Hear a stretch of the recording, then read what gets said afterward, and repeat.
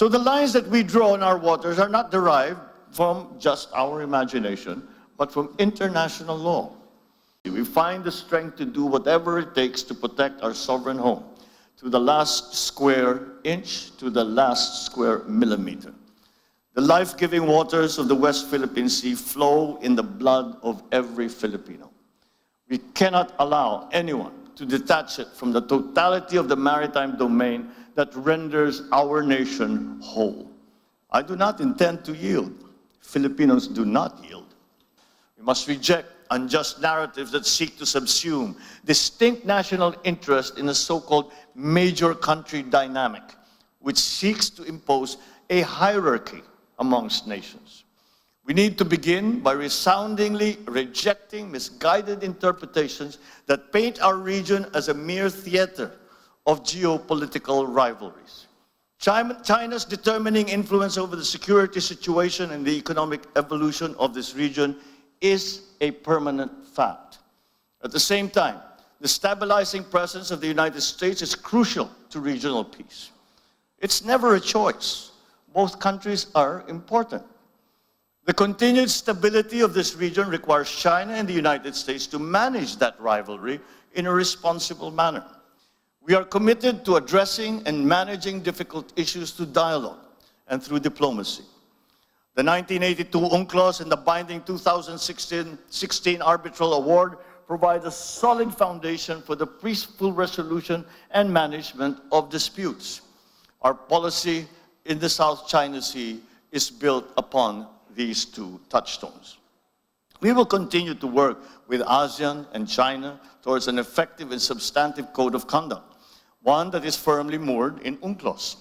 Geopolitics must not distract us from our fundamental duty as civil servants, as public intellectuals, as statesmen, to deliver for our people and to safeguard the future of the coming generations.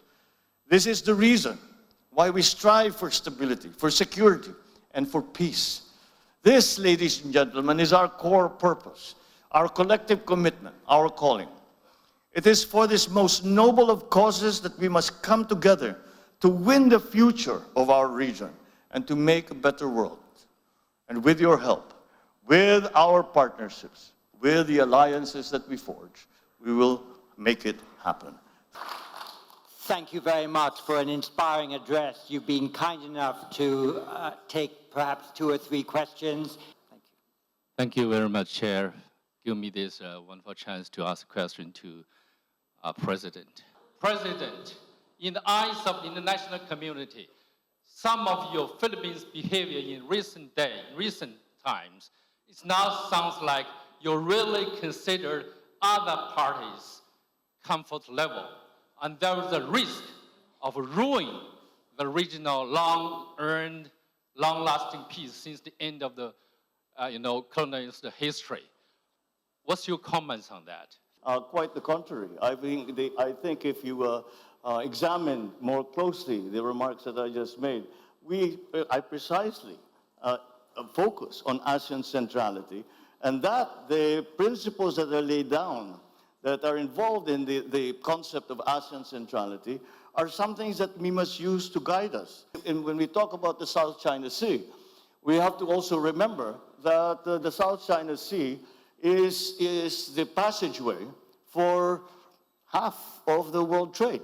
And therefore, the peace and stability of the South China Sea and the freedom of navigation of the South China Sea is a world issue.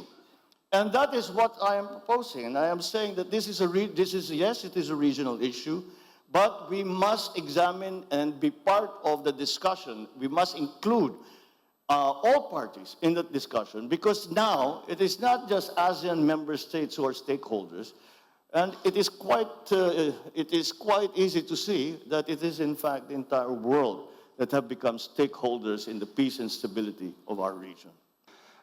President Marcos, I'm going to ask you a very direct question, if you don't mind, which is, if Chinese Coast Guard water cannons killed a Filipino sailor, would that cross a red line? And then can you also give us a sense of what are the actions that would trigger a request from Manila to Washington to invoke the U.S.-Philippines Mutual Defense Treaty? If a Filipino citizen is killed by a willful act, that is, I think, very, very close to what we define as an act of war, and therefore we will respond accordingly.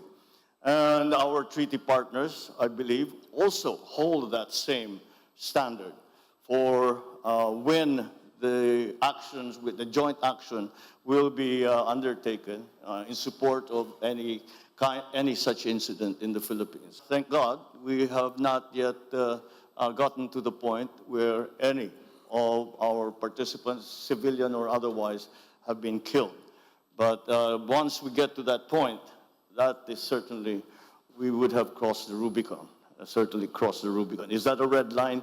Almost certainly it's going to be a red line. So what specific force packages are you eyeing particularly in the next coming years? And what exactly are we to expect after Horizon 3 of the AFP modernization program? The Horizon 3 acquisition program is the acquisition program that our Department of National Defense has just completed.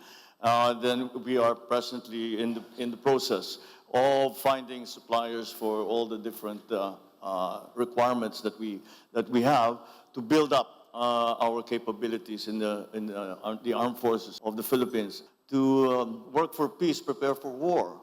And it is an unfortunate truth, but and that is why we have undertaken this long-term. It has been going on for many years now. This long-term plan of increasing the capabilities of our military and our civilians, such as the Coast Guard in the Philippines. You have helped us to set the agenda. You have provoked our thinking. You've spurred us to action. That is the keynote speech that we needed. That is the keynote speech that we got. You have sung for your supper. I think it's time for you to enjoy it. Thank you, sir. Thank you.